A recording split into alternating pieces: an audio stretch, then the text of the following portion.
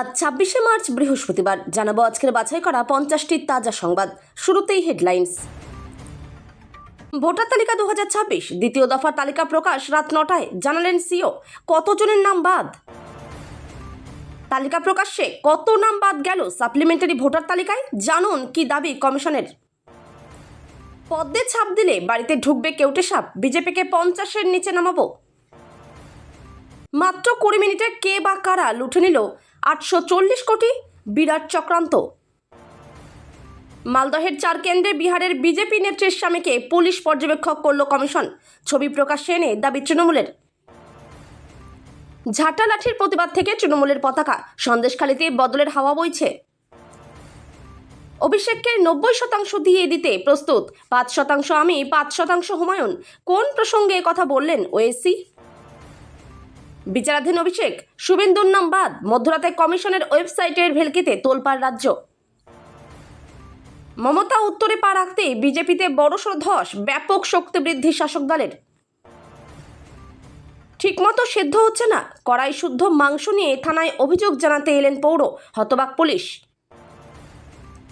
আরামবাগে খেলা ঘোরাতে ময়দানে প্রাক্তন আইসি, তৃণমূল বিজেপিকে চ্যালেঞ্জ ছুড়ে দিলেন সুকোমল কান্তি দাস। নিয়োগ মামলায় দাগি প্রার্থীদের বেতন ফেরতের মামলায় বিস্ফোরক সিদ্ধান্ত। রান্নার গ্যাস বুক করার নিয়মে আবার বদল, ডবল সিলিন্ডারে অপেক্ষা বাড়ল। ৪ তারিখ নন্দীগ্রামেও ডিজে বাজবে, শুভেন্দুর খাসতালুকে বিস্ফোরক অভিষেক। ১৭৭+ ভোটের আগেই বিজেপির আসন সংখ্যা বলে দিলেন শুভেন্দু। দিল্লির অফিস থেকে ফোন আসছে, দাসপুরের সভা থেকে বিজেপির চক্রান্ত ফাঁস করলেন অভিষেক। এবার তৈরি হচ্ছে তৃণমূল বিজেপি নামের নতুন রাজনৈতিক দল, ঘোষণা ক্ষুব্ধ হেভিওয়েট নেতার। সংখ্যালঘু ভোট চাই না বলিনি, বলেছি ভোট পাই না, নির্বাচন আসতেই পিছু হটলেন শুভেন্দু। নাটকের জ্বলন্ত উদাহরণ, তৃণমূলে যাওয়া বিজেপি নেতার পদ উল্লেখ করে কটাক্ষ। জিন হুইস্কিতে ডুবেই মৃত্যু, সিঙ্গাপুর পুলিশের রহস্য ভেদে প্রভাব পড়বে অসমের ভোটে।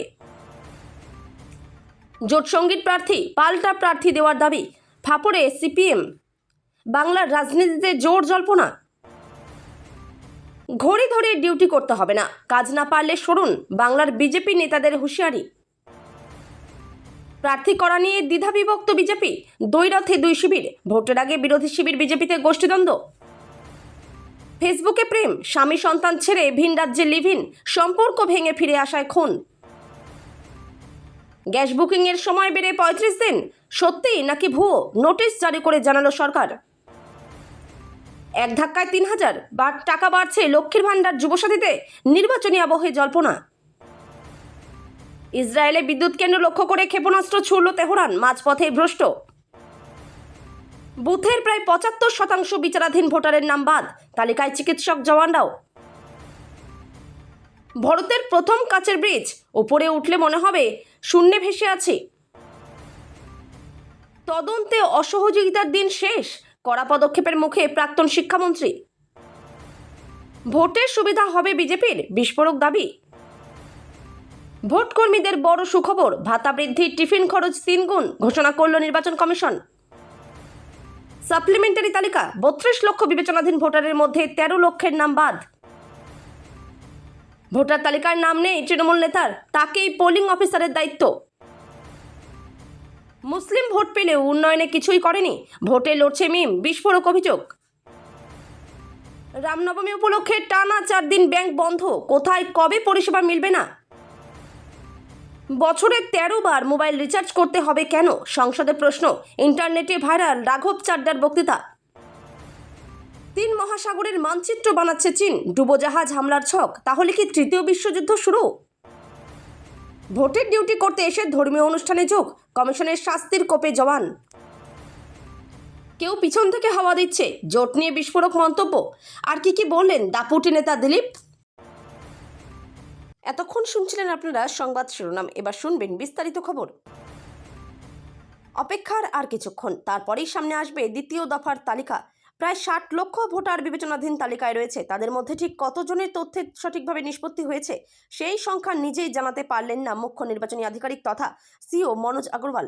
দ্বিতীয় দফার চূড়ান্ত ভোটার তালিকা প্রকাশ করার আগে সাংবাদিক সম্মেলনে এসে তিনি বলেন, কতজন বাদ গেছেন সেই সংখ্যাটা জানা নেই। সোমবার রাত 9টায় দ্বিতীয় দফার চূড়ান্ত ভোটার তালিকা প্রকাশ করা হবে। তার কথায় এই তালিকা তৈরি করতে মোট 6 থেকে 8 ঘন্টা সময় লাগে। আর এখনো পর্যন্ত 29 লক্ষ নামের নিষ্পত্তি হয়েছে। তবে কতজনের নাম বাদ গেছে সেটা আমার জানা নেই। এই পুরো কর্মযজ্ঞে মোট 705 জন বিচারক কাজ করছেন। অতএব সাইন করে কতজনের নাম সামনে আসবে সেটা তার জানা নেই, কিন্তু যে নামগুলি আসবে তার সবকটা প্রকাশিত হবে। অন্যদিকে ট্রাইব্যুনাল গঠনের বিষয়টি রাজ্যের মুখ্য সচিব দেখছেন।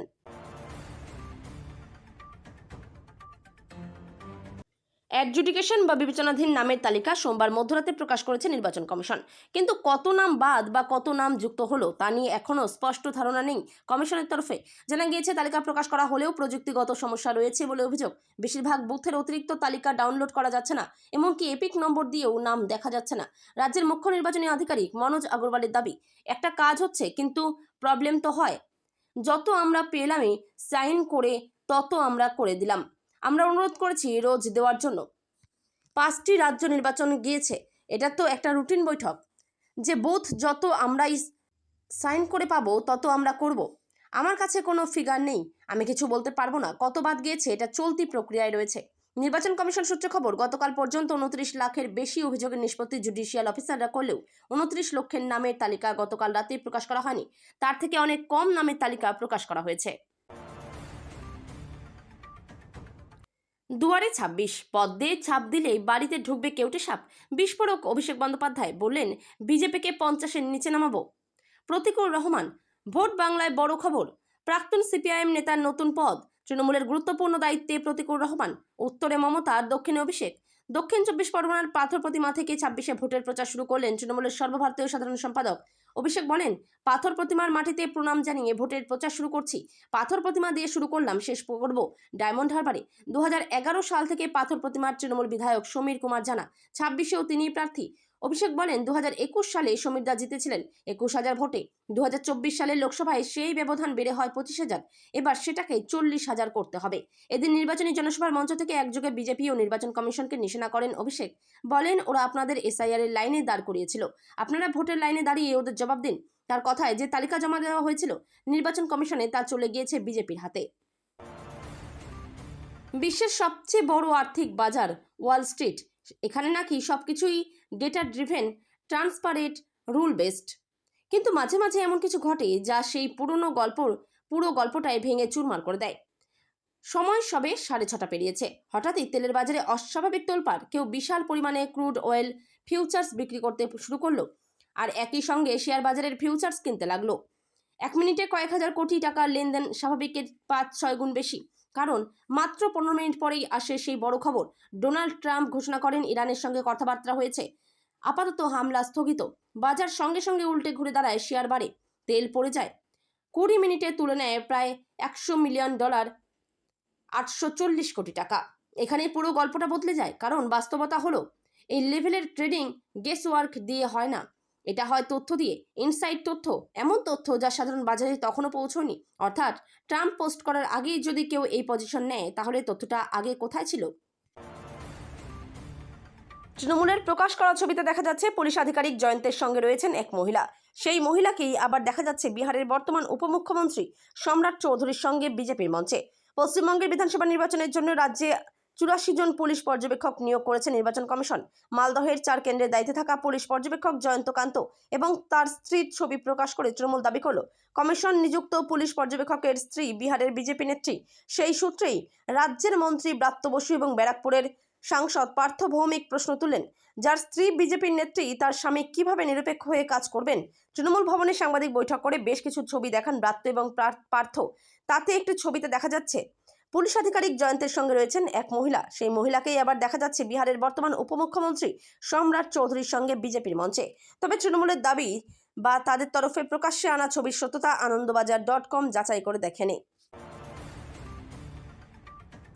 উত্তর চব্বিশ পরগনার সন্দেশখালী গত বছর অর্থাৎ 2024 সালে রাজ্যের রাজনৈতিক মানচিত্রে এক গুরুত্বপূর্ণ কেন্দ্রবিন্দু হয়ে ওঠে। একের পর এক অভিযোগ, বিক্ষোভ, প্রতিবাদ সব মিলিয়ে কার্যত উত্তাল হয়ে উঠেছিল গোটা এলাকা। স্থানীয় মহিলাদের নেতৃত্বে গড়ে ওঠা আন্দোলন রাজ্য রাজনীতিতে বড় প্রভাব ফেলেছিল। বিশেষ করে শেখ শাহজাহান এবং তৃণমূলের বিরুদ্ধে ওঠা অভিযোগ সেই সময় জনমনে গভীর ছাপ ফেলে। এই আন্দোলনের সরাসরি প্রভাব পড়ে 2024 সালের লোকসভা নির্বাচনে। সন্দেশখালীতে তৃণমূল কংগ্রেস প্রায় 8,000 ভোটে পিছিয়ে পড়ে বিজেপির কাছে। এই ফলাফল শুধু একটি নির্বাচনী পরাজয় নয়, বরং জনমতের এক স্পষ্ট বার্তা হিসেবেও দেখা হয় রাজনৈতিক মহলে। এই প্রেক্ষাপটে তৃণমূল কংগ্রেস এবার প্রার্থী হিসেবে সামনে এনেছে নতুন মুখ, ঝর্ণা সর্দারকে। প্রার্থী ঘোষণা হওয়ার পর আজ প্রথমবার সন্দেশখালীর ত্রিমোহিনী থেকে প্রচারে নামলেন তিনি। তার প্রচার শুরুর মধ্য দিয়ে তৃণমূল যেন নতুন করে নিজেদের জমি পুনর্দখলের লড়াই শুরু করলো। বিজেপির বি টিম বলে অভিযোগ রয়েছে তাদের বিরুদ্ধে। ভোট কাটাকাটি রাজনীতিতে সিদ্ধহস্ত বলে অভিযোগ। পশ্চিমবঙ্গেও কি তেমন কোনো লক্ষ্য নিয়ে আগমন ঘটেছে তাদের? কলকাতার সাংবাদিক বৈঠক থেকে সেই নিয়ে মুখ খোলেন আসাউদ্দিন ওয়েসি। পশ্চিমবঙ্গে ঠিক কী লক্ষ্য নিয়ে এসেছেন জানিয়ে দিলেন। আসন্ন বিধানসভা নির্বাচনে এবার পশ্চিমবঙ্গেও লড়াই করছে ওয়েসির দল মিম। হুমায়ুন কবিরের আমজনতা উন্নয়ন পার্টির সঙ্গে জোট বেঁধে ভোটে নামছে তারা। সেই উপলক্ষে হুমায়ুনের সঙ্গে বুধবার কলকাতায় যৌথ সাংবাদিক বৈঠকও করেন ওয়েসি। তার বিরুদ্ধে ওঠা অভিযোগ নিয়ে খোলাখুলি জবাব দেন। হুমায়ুন তৃণমূলের ভোট কাটতে নেমেছেন বলেই আগেই অভিযোগ উঠেছিল। এখন মিমও সে রাস্তায় হাঁটছে বলে অভিযোগ জোড়াফুল শিবিরের। তাদের দিয়ে কাজ হাসিল করতে বিজেপি টাকা ঢালছে বলেও দাবি উঠছে। সেই নিয়ে প্রশ্ন করতেই কার্যত ফুঁসে উঠলেন ওয়েসি। পরিষ্কার ভাষায় বলেন, তাই যদি হয় তাহলে অভিষেক বন্দ্যোপাধ্যায়কে 90% দিয়ে দিতে প্রস্তুত আমি, বাকি 5% আমি রাখছি, আর 5% দিয়ে দিচ্ছি ভাইকে। এবার বলুন। মুখে মঙ্গলবার রাতে তোলপাড় গোটা রাজ্য। কারণ জাতীয় নির্বাচন কমিশনের সাইটে পশ্চিমবঙ্গের সব বাসিন্দাকে বিচারাধীন তালিকায় দেখা গেল। খানিকক্ষণ আগেই রাজ্যের শাসক দল তৃণমূল কংগ্রেসের তরফে সমাজ মাধ্যমে জানানো হলো, নির্বাচন কমিশনের সাইটে বিচারাধীন তালিকায় রয়েছেন তৃণমূলের সর্বভারতীয় সাধারণ সম্পাদক অভিষেক ব্যানার্জি। পাশাপাশি নন্দীগ্রামের বিজেপি প্রার্থী শুভেন্দু অধিকারীর নাম ভোটার তালিকা থেকেই মুছে দেওয়া হয়েছে। সমাজ মাধ্যমে তৃণমূল কংগ্রেসের তরফে জানানো হয়েছে, গোটা রাজ্যই বিচারাধীন। এখন অভিষেক ব্যানার্জির নাম বিচারাধীন তালিকায়, এমনকি শুভেন্দু অধিকারীর নাম বাদ চলে গেল। এটা প্রযুক্তিগত সমস্যা নাকি ভ্যানিশ কমিশনের মধ্যরাতে আতঙ্ক ছড়ানোর চেষ্টা?